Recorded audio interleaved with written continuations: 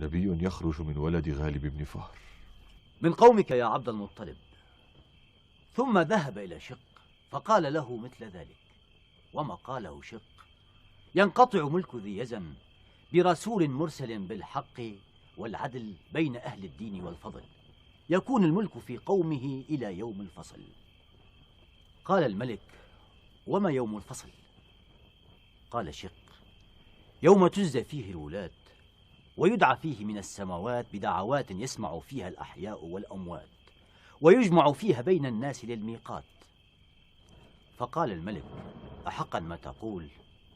قال: إي ورب السماوات والأرض وما بينهما من رفع وخفض، إنما أنبأتك به لحق ما فيه أمض. رؤيا شق قد تحققت، وها هو أبرهة يقترب منا. وهل هذا الخبر منتشر في اليمن؟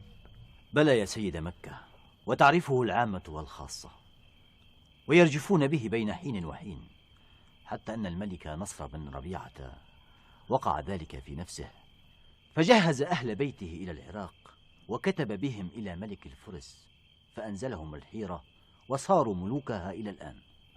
إنه لحديث هائل عجيب.